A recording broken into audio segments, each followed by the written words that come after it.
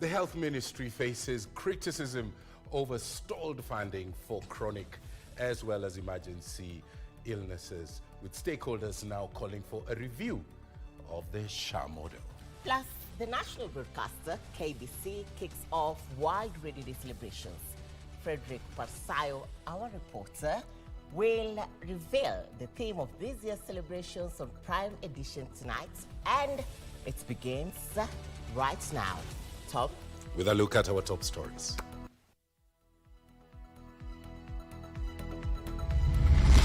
Mimi nina hakika tutakienda pale kwa Mungu, kiongozi wa Mwenyezi Mungu, tutafaulu. Tukishinda tumefaulu, tukishindwa tumefaulu. Seeking divine intervention. Raila Odinga in prayers with Odim women leaders ahead of Saturday's crucial AU Commission chair election.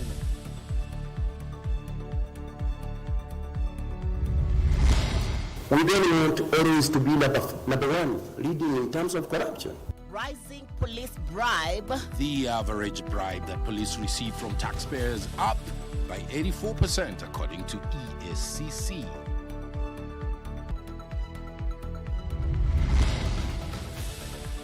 Not well thought out. A call for the review of the new healthcare model as MPs grill Ministry of Health officials over delayed payments of medical claims.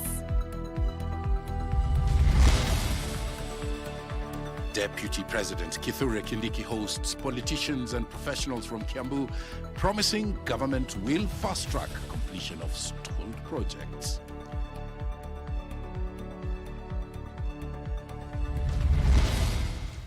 The evolving global landscape calls for urgent reforms to make multilateral institutions more responsive to the needs of all nations. Kenya strongly supports UN reform, particularly greater representation for Africa. Plus, President Ruto commits to championing and expanding diplomatic relations with the rest of the world.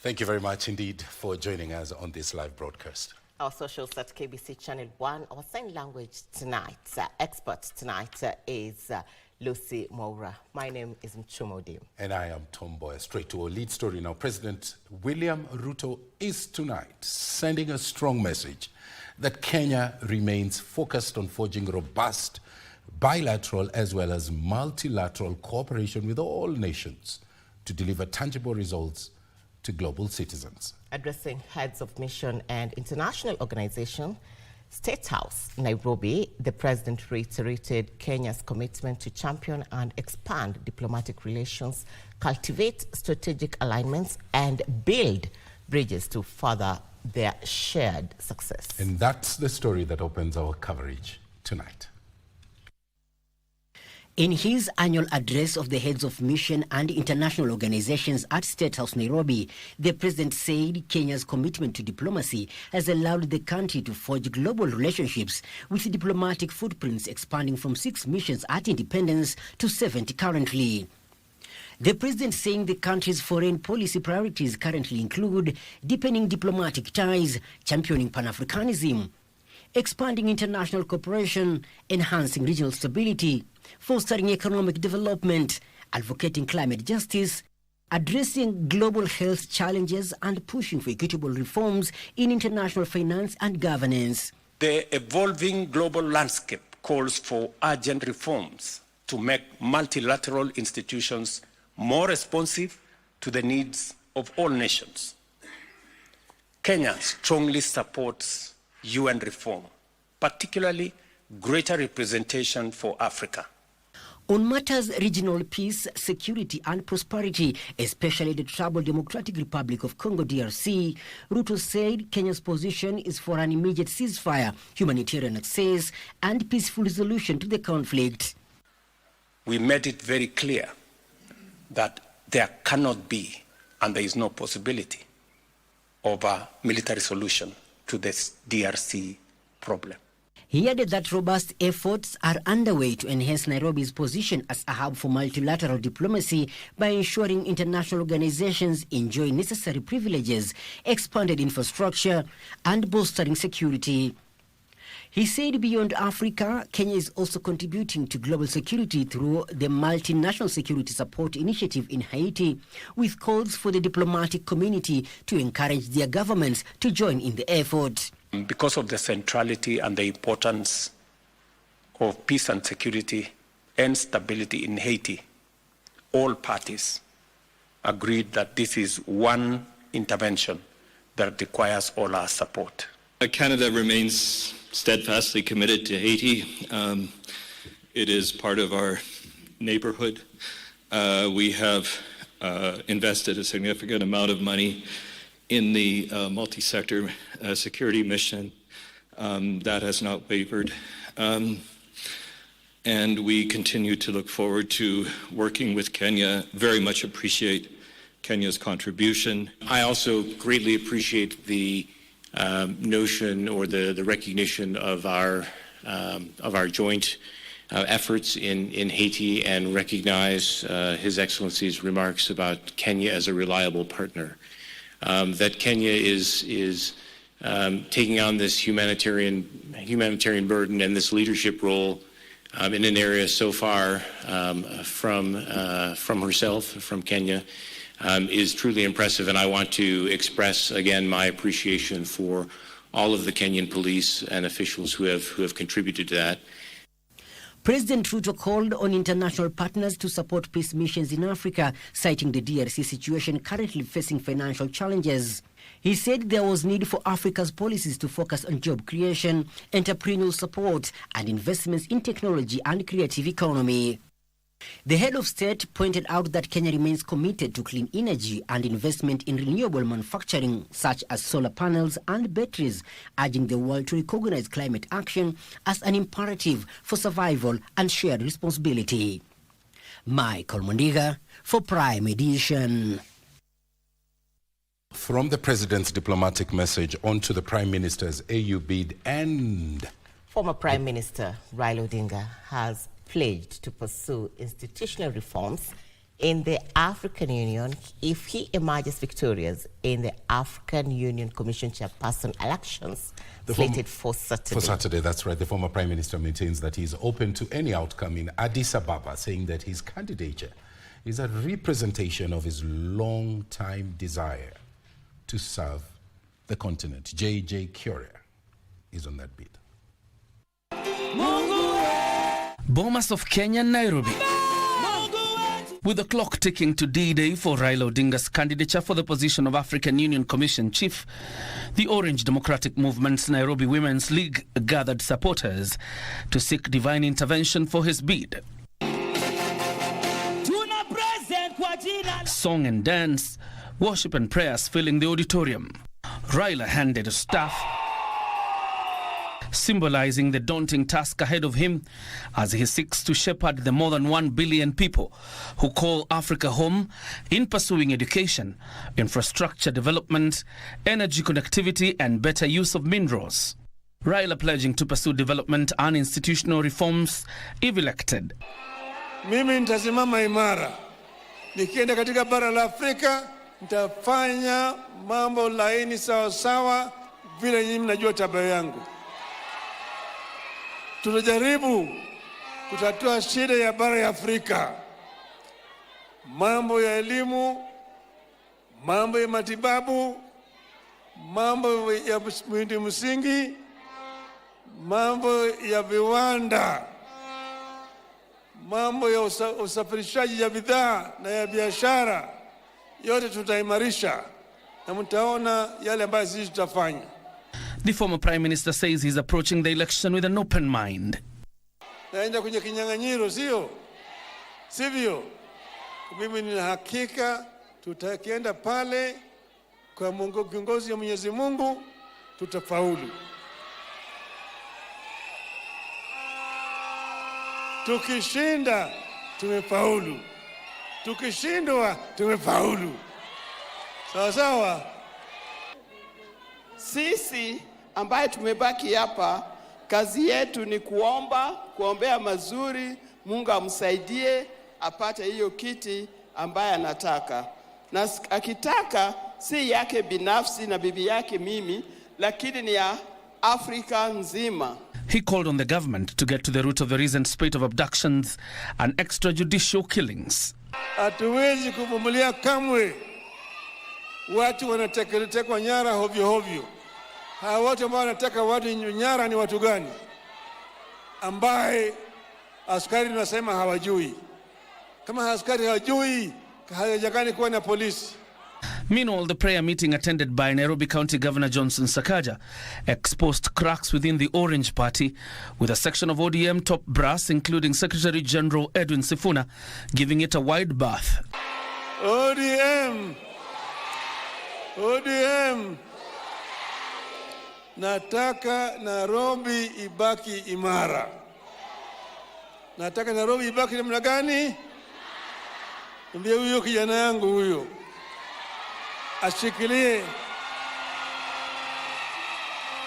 na afanye kazi sawa sawa.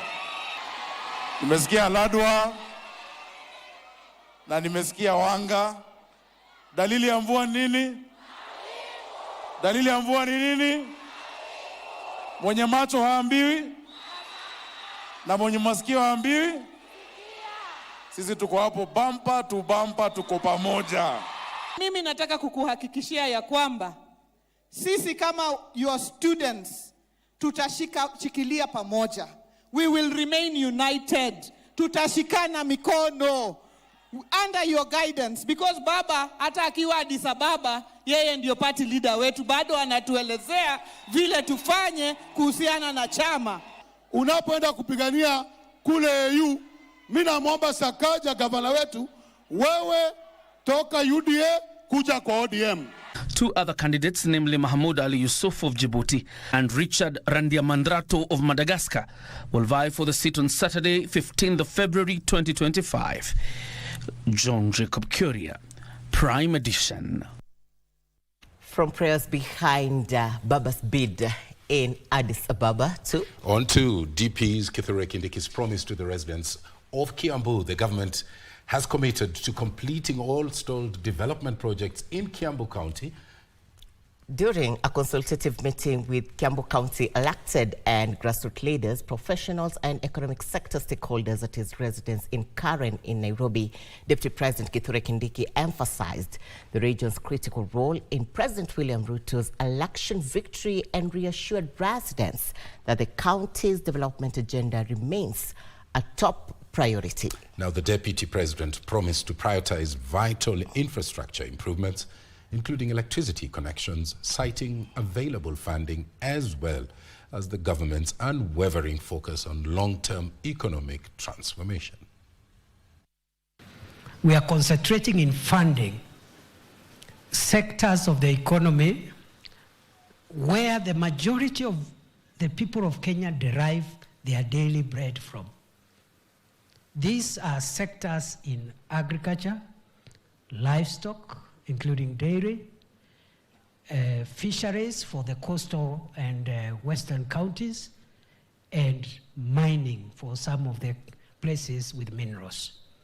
Those sectors is where we are concentrating in putting money. Now shift to corruption index. The Ethics and Anti-Corruption Commission has revealed that the average bribe police officers received to render services has increased by 84%. Now, during the launch of the examination into the systems, policies and procedures, as well as practices of the National Police Service, the Abdi Mahmoud-led anti-graft body has established that a regular police officer will receive a bribe of up to 11,000 shillings, 115, while their traffic counterparts will inquire for a bribe of up to 7,011 shillings. At the same time, a report by the EACC into the systemic weaknesses and loopholes that encourage corruption in Kenya's police operations established that despite Kenyans paying the said bribes, they do not get the services sought. Here is that report. In adherence with the Ethics and Anti-Corruption Commission Act of 2011 and Article 31 of the Constitution, the Ethics and Anti-Corruption Commission has moved in to audit the National Police Service's systems following numerous reports relating to bribery and other forms of corruption within the service. We don't want always to be number one, leading in terms of corruption. The anti-graft body has established that the average bribe paid to a regular and a traffic police officers 0.1% in 2022 to 84.2% in 2023. This man, after 2 days, he had spent more money transporting the people who were supposed to investigate the case to various places, and there was nothing. There was no recovery. Every time he's told now, no lunch. During the launch of the examination into the systems, policies, procedures and practices of the service at the Police College in Embakasi, Nairobi County, the EACC CEO Abdi Mohamud said that in the year 2022, a regular police officer will receive a bribe of 6,032 shillings, and the figure rose to 11,115 shillings in 2023. On the other hand, traffic police officers will receive a bribe of up to 5,039 shillings, which increased to 7,011 shillings in the year 2023. Moreover, the report highlighted that the probability of a bribe being demanded when seeking a service also rose by 1.28%. The incidents were witnessed especially at the issuance of a certificate of good conduct, seeking police protection, bailing of arrested individuals, and the issuance of a police abstract. The number of people out of 100 who received services only after paying a bribe. So maybe if you're not able to part with 50 bob or something else, something happens. The last time I checked, the giver and the taker are equally. Where was the line drawn then, where the giver was lionized and the taker was demonized? So we really want you to even help us get adequate resources, because a motivated officer, chair, is an officer who is holistically covered. He will wake up, he has all his tools of trade, uniform. A criminal is a criminal, whether in uniform or not. So for those who will be involved, then they will face the consequences of the law. According to the EACC CEO Abdi Mohamud, the National Police Service has consistently ranked at the top of the list of the most corrupt institutions in surveys conducted by EACC over the years. And I want to assure the service officers that the National Police Service is not under investigation by the EACC, but they are coming to join us so that we can look at the gaps. If the IG says no more corruption in the police force, it will end today. And Masengeli is there saying, once you say he hatachukua, they fear EACC. Somehow it's an enemy because the way they are being arrested. So any institution that, any public institution that actually takes the systems review seriously, as we will, of course, do and implement the recommendations that we give, they will reap the benefit. The anti-graft body has assigned 11 sleuths to address the systemic weaknesses and loopholes that encourage corruption within the service. Upon completion of the audit, EACC will submit a comprehensive report of the findings and make recommendations to the Inspector General of Police for implementation. The exercise is set to start tomorrow and conclude on the 18th of July this year. Abdiaziz Hashim for Prime Edition. Hashim's story brings us to a fast break. We keep seeing the receiver. I wonder where the giver is. But that's the story that brings us to our fast break here on Prime Edition. And coming up, the state of health in the nation with Gladys Mungai and Nancy Okware with the detail and clarity you deserve. Stay with us.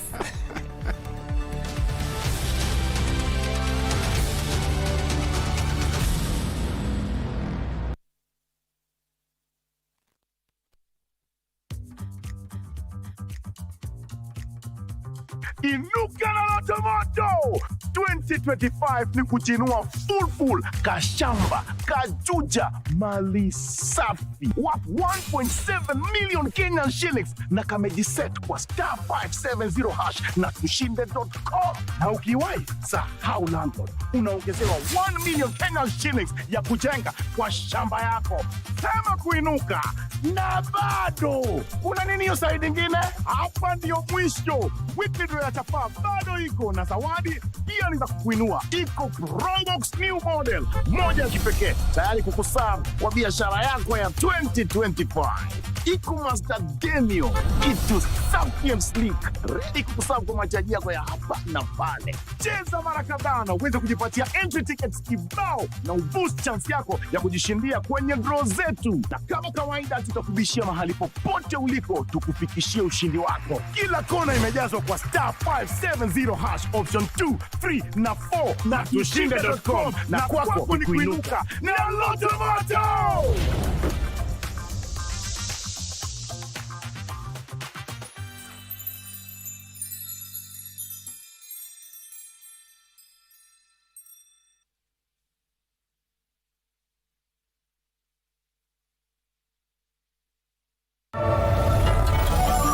No, you can't do that. Listen to me. The best way to treat your ex is to never show up again. Please take a look and tell us if you think there are any problems.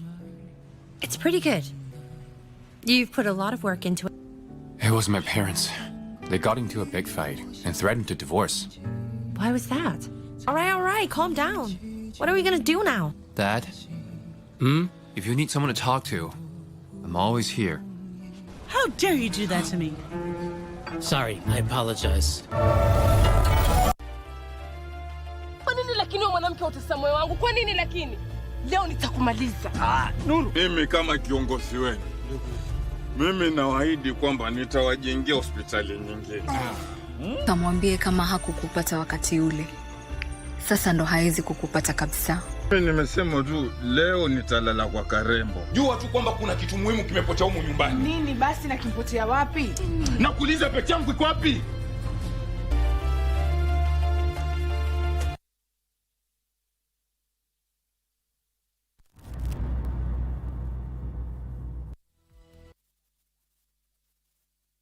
KBC Channel 1. Thank you for your feedback. Thank you for your company on our social media platforms. Joshua Angel, you're watching KBC Channel 1 and you're saying this is the best of the channels.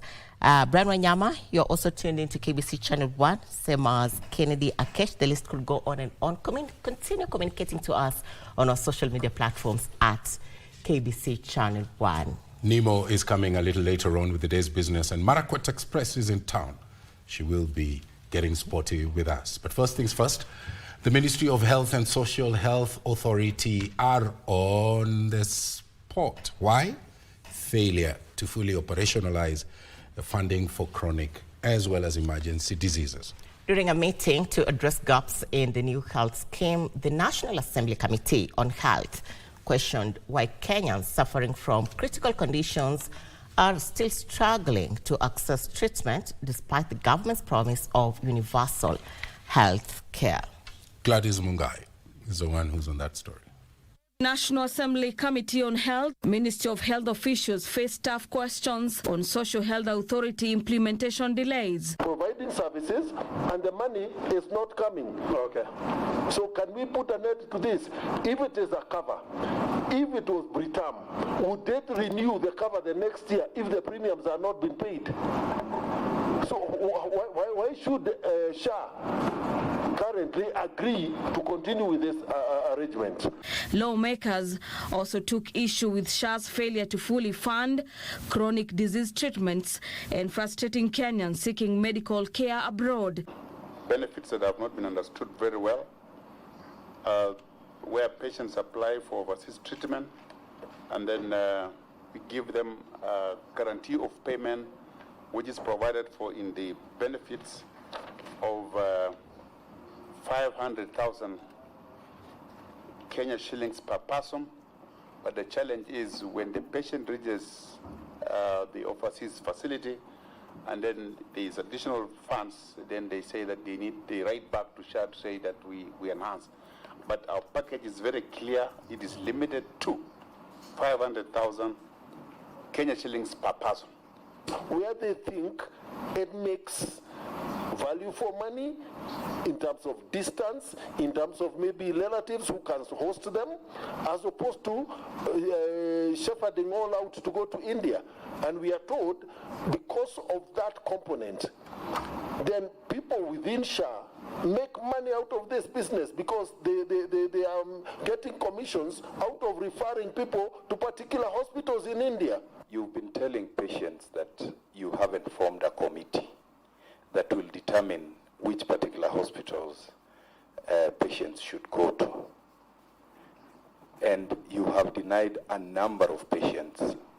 Members of Parliament further demanded accountability on SHA's contribution gaps, questioning why only 4 out of 18 million registered Kenyans were submitting monthly contributions of the fund. The ministry attributed the situation to the Kenyans in the informal sector and non-remittances by a section of employers. Legislators also faulted the Ministry of Health for failing to educate the public on SHA and Taifa Care benefits. Be able to give us more information, more teaching and referral. Those are the facilities that do renal transplant.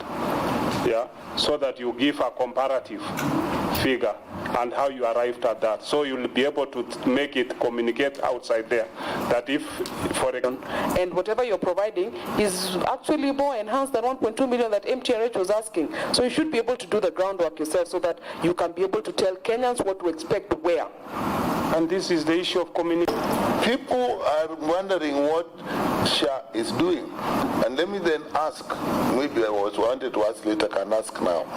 With these tariffs, are there hospitals in this country, whether government or private or mission, where you can walk in and walk out without paying? For Prime Edition, I'm Gladys Mungai.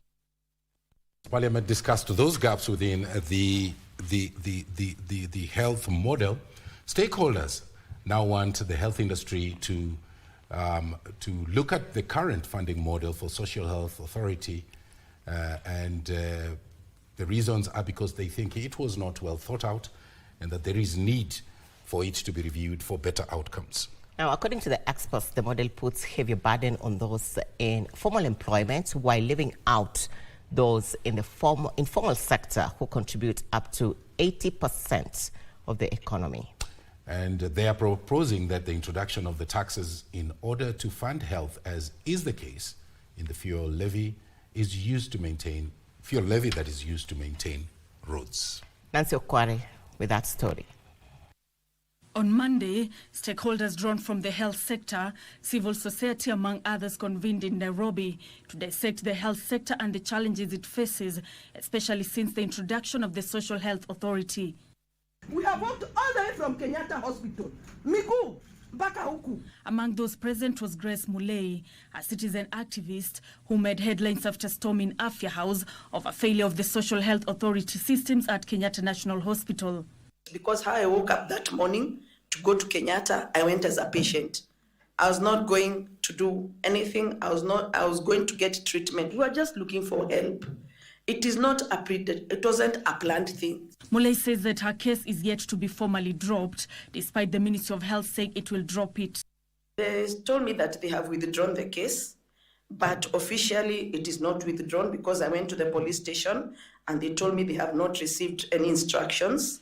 So we are still awaiting officially to be told that it has been withdrawn. The issue of health financing took center stage as experts outlined what needs to be done to ensure adequate funding. And if we look at the Kenyan system, we see that the greatest burden of the new shift system came onto the formal sector. We've said that they are not enough within the country. We have about only 3 million formal sector employees. If you look at the average wages, 88% of them earn less than 100,000. The average formal sector wage right now is 72,000. It is very difficult to enforce contributions from the people in the informal sector.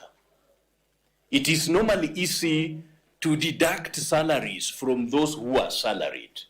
80% is in the informal sector. But that's not to say those are poor people. Actually, some of the richest people in our country are in those informal sectors. And some of the poorest people actually are salaried people. They called for the introduction of earmarked tax to fund healthcare as one of the ways to capture those in the informal sector.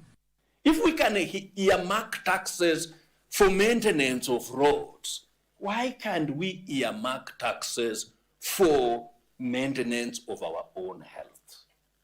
And we don't have to create a new tax. We may just go to that fuel levy and we say, if it's 16%, 10% will go to roads and 6% goes to health. While health remains a devolved function, the government has been challenged to ensure that counties get more funds in order to deliver. Nancy Okware, Prime Edition. And this is a big one. Onto a story we highlighted for you tonight. Which one? World Radio Day, Tom. The celebrations to mark this year's day began in earnest at the Kenya Broadcasting Corporation grounds ahead of its official celebration on Thursday, the 13th, 2025. That's right. This year's celebration themed radio and climate change. We'll see more than 13 radio stations that are owned by the national broadcaster, programs that seek to mitigate the adverse effects of climate change going on air. Frederick Pasayo tells us this story. These are the faces behind the voices that dominate airwaves at different radio stations owned by the Kenya Broadcasting Corporation, KBC.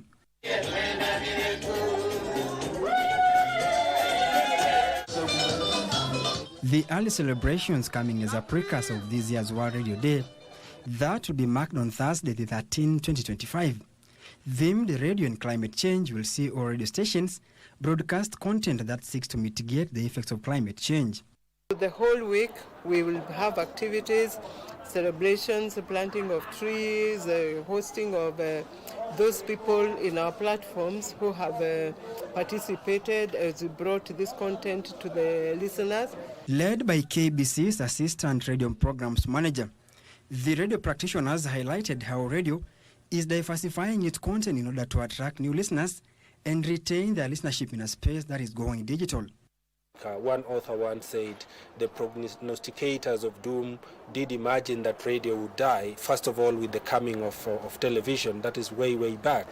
The same prognostication has been made when the new media actually came in. On the roles played by Radio Pwani FM, a KBC's affiliated radio station in Mombasa, manager cited how radio has united different communities in the region. Ni furaha tele kufanya kazi na radio kwa sababu unamjua msikilizaji wako kama unavyomjua mtu yoyote, vile kama unavyomjua ndugu yako na yeye pia anakujua. We should look around for stories that come from the past and into the future and link to this present moment, and we make stories. Journalists were also called upon to be at the forefront in educating the community as well as setting and creating positive agendas. Ukikuwa kama mwandishi wa habari na uwe mtu ambaye huzingatii maadili ya kazi, hauzingatii vile ambavyo unavyofanya kazi yako, inaweza leta shida kwenye nchi na pia wewe utaathirika. The World Radio Day is marked annually since its inception in 2012. Many times we always appreciate our listeners, but at this time as the presenters, our content creators, our producers are being appreciated. Tuna mingle na hao, tunaongea na hao, na ni special, it's like a special day to them. We feel very much happy to be part of this celebration. Parsai Frederick, Prime Edition.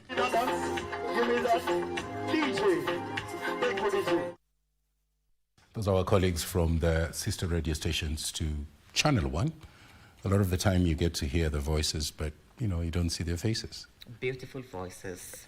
Absolutely. Let's now go to the coastal city of Mombasa, where Wiper Party leader Kalonzo Musyoka has challenged Kenyans to vote wisely come 2027 for leaders who have their interests at heart. Speaking during his second day tour of the coastal region, the Wiper Party leader claimed that the cost of living was now beyond majority of Kenyans and taxes are bogging down the working class, and it was time to make a clear determination. Kalonzo is accusing politicians from the Odim party who took up ministerial positions, claiming that they betrayed their coalition and should therefore resign. Hivyo mambo ya siasa ya kutisha wa Kenya, hiyo ni siasa ambayo wakati wake umepita. Wangapi wanaamini Kenya ni huru sasa? Hakuna mambo mengine. Na kwa hivyo lazima tuchukue jukumu. Ile imebaki sasa sio siasa ya kawaida, ndugu zangu. Usidhani hapa tutakuja ati kupiga kifua 2027. Hapana. Ni sisi sasa wananchi wa Kenya tujikomboe. Wangapi wako tayari kujikomboa? Because inaonekana sasa hata kwenda kupiga kura yako hiyo haina maana. Kwa hivyo lazima muamue ujikomboe ndio hakikishe kura yako iko na maana. Wale watu 4 5 wa chama cha ODM ambao mmoja wao ni Joho, mwingine anaitwa Wadai, mwingine anaitwa nani? Bandi. Wao tunasema wajiuzulu mara moja.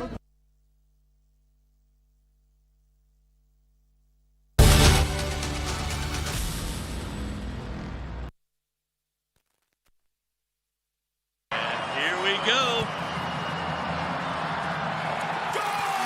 Cheer your favorite team and win big on MeChezobet.com. Casino, Aviator, and other crash games also available at MeChezobet. Sign up today.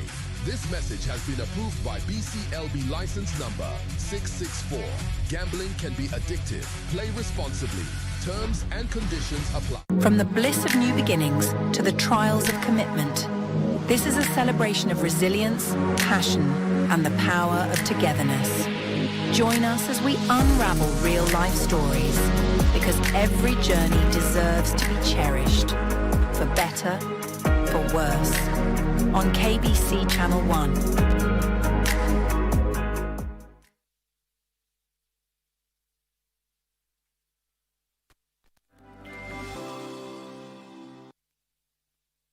I'll change gears to business news. My name is Wairimu Jenga. Now, smallholder farmers in Migori are calling on policymakers to create laws and policies that will protect indigenous crops as Kenya adopts growing of genetically modified crops.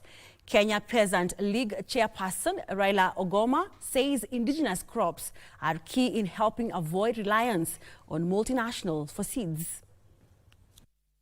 The High Court dismissed consolidated petitions challenging a cabinet order to lift a 10-year ban on genetically modified organisms in November last year. However, the decision has been challenged in the Court of Appeal, with the petitioners keen to have the court halt cultivation and importation of GMO crops until proper stakeholder consultations are undertaken. Smallholder farmers in Migori are calling for regulations that will preserve local indigenous seeds. We are urging the government that let us not be lenient to the multinational corporations, and let us listen to the views of the Kenyans and the cries of the Kenyans, because we have the organic seeds within our country. The Kenya Peasant League says indigenous seeds are suited to Kenya's ecosystem and are part of the country's identity. If the GMO is being imported in Kenya, where do farmers in Kenya going to take their seeds? Where are we going to sell our foods? Nchi wa Kenya tuangalie kwa macho, turudi kwa kilimo yetu ya kitambo na kuhakikisha kwamba tunakuza chakula yetu. They argue that protection of indigenous crops would help reduce reliance on multinationals and enhance Kenya's food sovereignty. And these small-scale food producers, in most cases, they are doing organic farming. So when the GM crops come into the country, one is going to interfere with the seeds, organic seeds, and two, we don't know their status. Kenya is seeking to increase its local assembly of motorcycle spare parts to at least 35 out of 299 needed, as it aims to capture the growing demand for bikes in the East African region. Honda Kenya Chair Dr. Isaac Kalua says this will allow the automaker shift its focus on more environmental friendly options. Honda is also seeking to increase its market share from the current 40% to 50%. The motorcycle sector has got much more capacity to do that.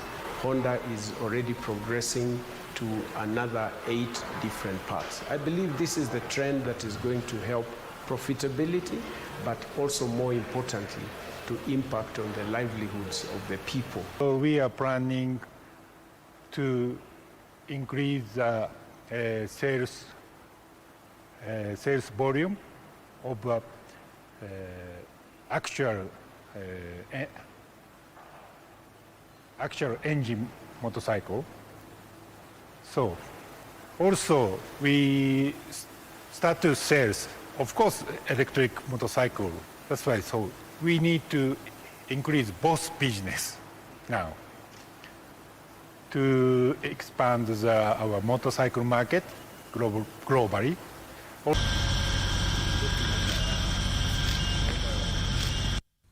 The Cooperative Bank of Kenya is the first lender to reduce its lending rate in line with Central Bank of Kenya's move last week to cut the benchmark lending rate and the cash reserve ratio. Now, the Cooperative Bank of Kenya has announced a reduction of its benchmark lending rate from 16.5% to 14.5%. Policy makers at the central bank on Wednesday last week reduced the benchmark lending rate to 10.75%, the lowest in a year.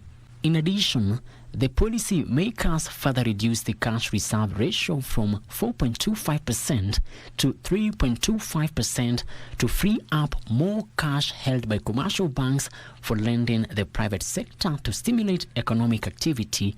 In response, Cooperative Bank of Kenya has become the first lender to reduce its lending rate, offering its existing and new customers a 2% lower lending rate.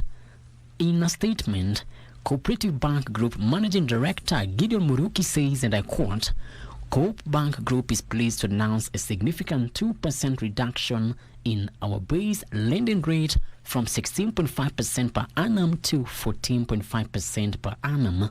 End of quote. Cooperative Bank of Kenya decision to reduce lending rates is intended to stimulate credit growth to key sectors of the economy, notably the micro, small and medium-sized enterprises that are a critical engine to drive and sustain economic growth. The reduction in lending rates comes at a time when households and businesses are grappling with the high cost of living. However, individual borrowers will be charged a different lending rate based on their credit score as well as borrowing and repayment history. Muruki said, and I quote, "The effective lending rate will be the base lending rate of 14.5% per annum plus a margin of between 0% per annum to 4% per annum based on the individual customer's credit profile." End of quote. The reduction in the base lending rate by Cooperative Bank is expected to trigger similar moves by other commercial banks in coming days. Frederick Mwoki for Prime Edition. The Kenya Tourism Board has rolled out a nationwide campaign to promote Kenya's diverse tourism offering by highlighting hidden gems beyond traditional circuits. The campaign, that is being done in collaboration with the Tour Operators Society of Kenya, aims to establish sustainable tourism practices and set up information centers at key entry points. Kenya recorded 2.3 million tourist arrivals in 2024, with the government now targeting 3 million visitors this year. This will be attained by diversifying tourism products, enhancing destination marketing, and strengthening regulatory frameworks to foster sustainable growth. To drive this agenda, the Kenya Tourism Board has partnered with the Tour Operators Society of Kenya in a joint marketing initiative.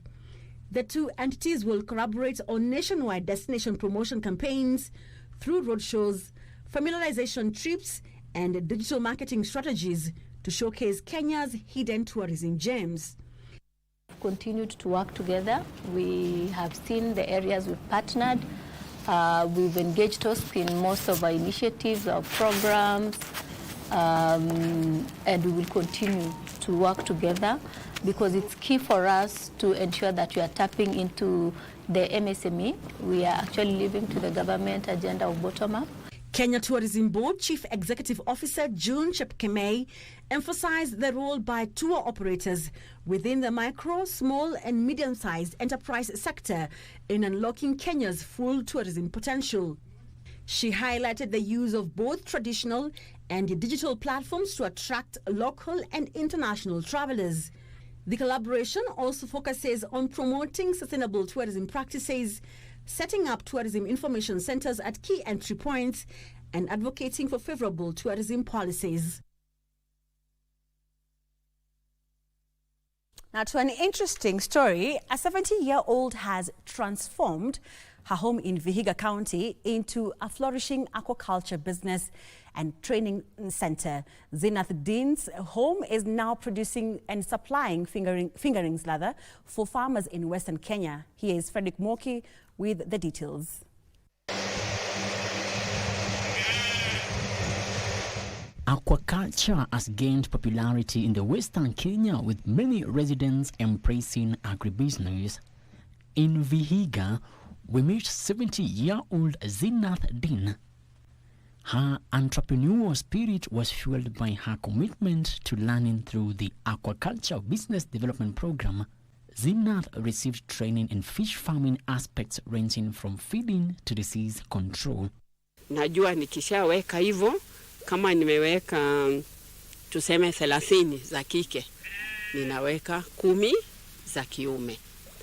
Alafu nitajua ni muda gani, baada ya muda gani ambapo mama kike atakuwa ametaga mayai na itakuwa imewekwa mbegu na kiume na yeye amerudi kuyashika kwa mdomo.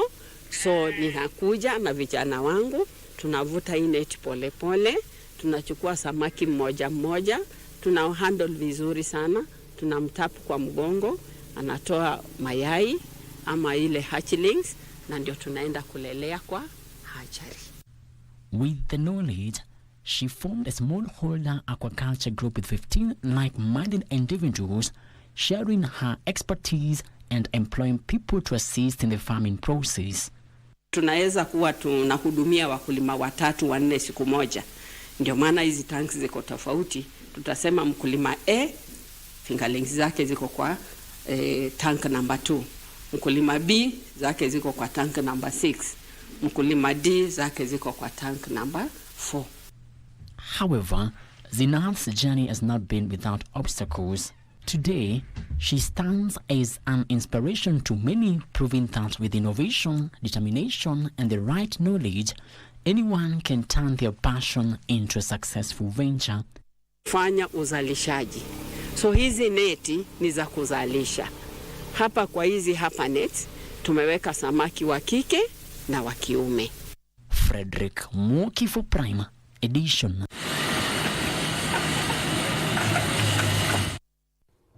Developers of office spaces in Nairobi are pocketing less rent due to appreciation of the shilling against the dollar. The latest survey by real estate firm Knight Frank says economic challenges and an oversupply of prime office space has seen office occupancy levels in Nairobi reduced to 72.7% in the last 6 months of 2024 from 76.5% during a similar period in 2023. Currency volatility is significantly impacting the Kenyan real estate market, particularly for developers with US dollar-denominated loans. While landlords seek to hedge against foreign exchange losses by preferring US dollar-dominated leases, tenants' resistance in the Kenyan market, often due to most of their operations being in Kenya shillings, have slowed occupancy rates. Since Kenya is a tenants' market, many landlords are compelled to continue accepting Kenyan shilling-dominated leases to maintain occupancy rates. New office space buildings added 5,222 284 square feet of prime office space between July and December last year, adding to an oversupply. Sale prices in the prime residential market increased to 8.27% year-on-year, up from 2.45% in 2023. Prime rental prices also grew 6.56% in the second half of 2024. Despite economic pressures, the industrial sector remained a bright spot, with special economic zones attracting fresh investment. That story brings to a close business news for tonight. We take a short commercial break. When we come back, Karen Kibet will be bringing you the day's sports. My name is Wairi Mujenga. Have a good night.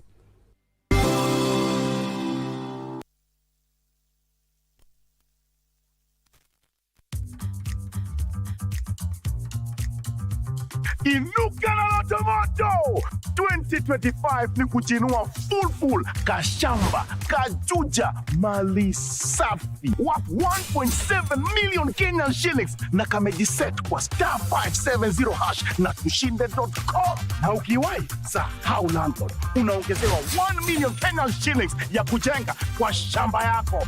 Sema kuinuka na bado kuna nini hiyo side nyingine? Hapa ndio mwisho. Weekly draw ya chapa bado iko na zawadi pia ni za kukuinua. Iko Probox new model moja ya kipekee tayari kukuserve kwa biashara yako ya 2025.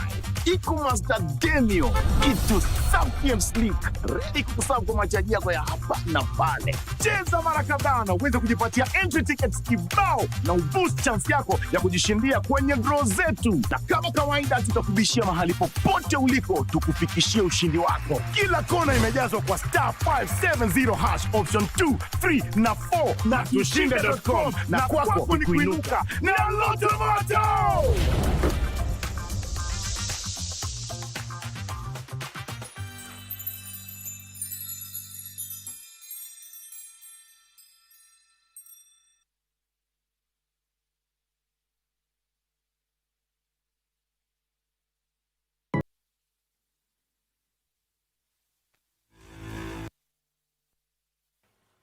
A very good evening to you. Welcome back to KBC Prime Edition. My name is Karen Kibet. Let's now delve into sports matters. Now, 5 past winners have confirmed their participation in this year's magical Kenya Open Golf Championship, slated for February 20th to 23rd at the Muthaiga Golf Club. Meanwhile, the championship received 60 million Kenya shillings sponsorship from Absa Bank. Among them is 2023 winner Jorge Campi of Spain, who narrowly missed last year's gong. The 2021 Municipal Secretary Peter Tum reiterated the government's commitment to continuing retaining the stage of the event by investing in it. The tournament, which received a sponsorship boost worth 60 million shillings from Absa Bank, is set to attract a total of 144 players, with Kenya being represented by 13 players. As a government, we remain committed to creating an enabling environment for sports organizations to thrive. Our commitment is driven by the fact that sports not only unite us, just like the MD said, as a nation, but also enables our youth to pursue their sporting talent. Thank you, Okumu, for that report. Moving on, Harambee Starlets have reported to camp today ahead of their home and away Women Africa Cup of Nations qualifiers against Tunisia. They kick off their campaign with the first leg at home on Friday, February 21st, before heading to Tunis for the return leg 4 days later. The team reported to camp just 6 days since head coach Beldin Odemba named a 36-player provincial squad for the two-legged qualifier.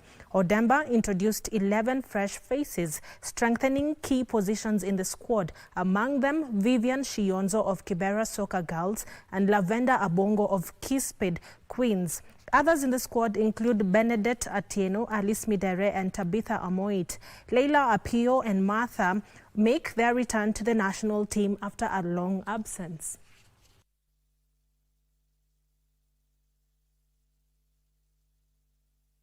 11 new players, right? And they're players that I have watched play severally in the league. They are playmakers in their team. They are scorers in the team. I'll single out one Faith Mboya, who plays for Kibra Girls Soccer. Faith played in NSL in the first leg of this season, and she was able to score 15 goals in half a season. She's only played 2 matches now in the Women Premier League, and she has already scooped 7 good goals. She's a scorer, she's a go-getter, she's a fighter in front of the goal, and we need qualities like hers to enable us get goals and to enable us also push the strikers that we've always had in the camp. And we do wish the Starlets all the best. Moving on, preparations are almost complete for the 4th edition of the Sirikwa Classic World Cross Country Tour, set for Lobo Village in Kapseret on the 22nd of this month. The event is the only gold-labeled cross-country meet in Africa. The route mapping for the 4th edition of the Sirikwa Classic Cross Country has already been done, with few changes expected, including obstacles to make it more interesting. Top athletes from Africa and Europe have been invited for this year's edition, which will also conclude the cross-country season for local athletes. We have a lot of athletes that have already confirmed, and that is why it meets the requirement as per World Athletics that if you have to have a label called race, then definitely you have to have athletes from different countries, and of course the prize money and other areas that is required is met. So this is one of the best cross country that we have had so far, and it is the leading in Africa. A total of 15.2 million shillings will be up for grabs in this year's championship, with the winners of the 10-kilometer races set to pocket 960,000 shillings, 800,000 shillings for silver medalists, and 640,000 shillings for bronze medalists. When you are designing a cross country, you design a cross country, and it's the organizers to design. So long as it's not going to hurt the athletes, you can do anything in the 2-kilometer loop. So the artificial hills which we had last year are there. We are going to have some area we are putting hay. There is something which we had in Chepsaita. We borrow from each other.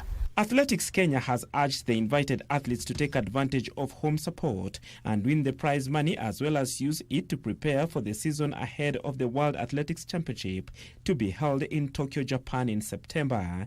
There will be a lot of entertainment at the venue. There will be a lot of information and meeting of the champions that will be coming to attend this event. So everybody is invited for this event, and this year it will be better, and it is getting better as the time goes. New winners in the 10 kilometers are expected in this year's championship after the withdrawal of Daniel Ebenyo Simiyu, who won the men's race, while Immaculate Anyango, who emerged the winner of the women's competition, is suspended for doping. Thank you, Buckley, for that report. Bandari Youth and KNCP Queens were crowned the football champions at the Coast edition of the 2024-2025 Betika Bingwa Fest, which culminated at the Mbaraki Sports Club in Mombasa. Hunters Hill and Women and Mombasa Sports Club were the rugby champions. Bandari Youth and KNCP Queens ended the Coast Region Bingwa Fest competition with the football titles in their hands. Yusuf Ali China scored the only goal for Bandari in the 26th minute of the game as the home team beat Simba Apparel 1-0, with Phoebe Baraza scoring the lone goal in the ladies' final for KNCP against Changamwe's Destined Ladies.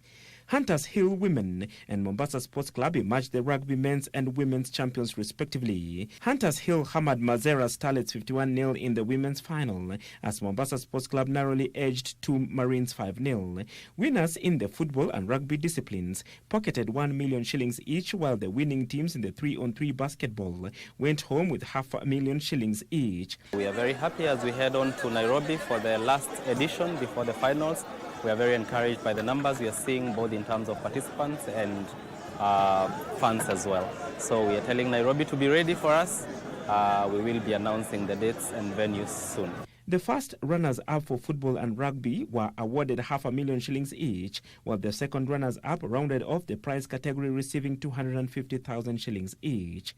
In the 3-on-3 basketball, the Money team lived to their name to pocket 500,000 shillings after edging the Unicorns 12-11 in the women's final. Athletics did not take place over the weekend to avoid a clash with the cross-country national championship that was held on Saturday in Eldoret. This was the penultimate chapter of the competition before the national championship. And finally, Malindi Golf and Country Club's Alessio was unmatched at his home club's leg on the ongoing 2025 NCBA Golf Series, carding a net score of 66 to win the overall title. The handicap 10 golfer outplayed a competitive field of golfers drawn from Malindi and Coastal Region who battled for a spot in the grand finale later in the year. Tukero Olokina emerged victorious in the men's category with a net score of 67 narrowly edging Philip Matei. Silvana claimed top honors in the women's category after beating Auma Obama. Emmanuel John posted an impressive net, a score of 65 to win the junior title. The Malindi event marked the third leg of the series, with focus now shifting to the Kiambu Golf Club for the fourth leg on the 15th of March.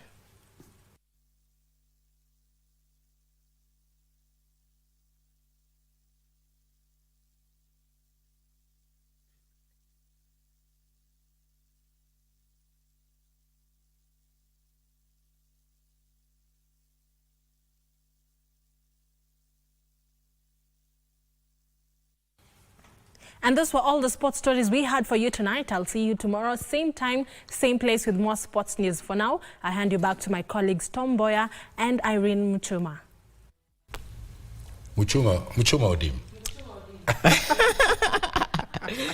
Thank you, Karen Kibetz, Marakwet Express for the sports bits. And also earlier on, we had Wairimo Njenga, if you like, Nimo, with the business news. And it's time for us to leave Tom. Yeah, fondly referred to as Nemo. Tom, we had the story by Bernard Maranga. Yeah, by the way, but because of time, unfortunately, we couldn't air all those stories that were packaged by our very dedicated reporters, including Bernard Maranga. He had actually put together a report on Lake Jipe that is in Taita Taveta, and he was highlighting the concerns that the locals have about that particular lake, some of them fearing that it faces extinction. But unfortunately, there's also another one there. Time was on our side, and we also had another one on a group of youth in Homa Bay advocating for environment conservation. And they're saying it's about time we put to a stop in having plastics to Lake Victoria. This is causing plastic pollution at the lake, but we will have this in our subsequent bulletins. I was telling her to say in our later on bulletins. It's okay, Tom. But thank you so much. Thank you. I want to thank you for always making Prime Edition your channel of choice for your news. And the digital team, it's really growing. We thank you. We don't take that for granted. But I also want to thank the team in the back end, the Prime Edition team, the people who make it happen. You get to see me and Odim, but you don't see them. They're doing a good job, brilliant. We're so proud of them. And we want to thank you on their behalf. Today's work was led by Amos Ongweri. Oh, the only man who is allowed to make me look supported by Hemston and Wilson. Yes. Thank you. Thank you guys in the back end. So we've got to go. We'll be back here again tomorrow, same time, same place. Good night from Nairobi, Kenya. My name is Mboya. I am Muchuma Odim. Our sign language expert tonight is Lucy Mora. Good night. God bless you. Thank you. God bless.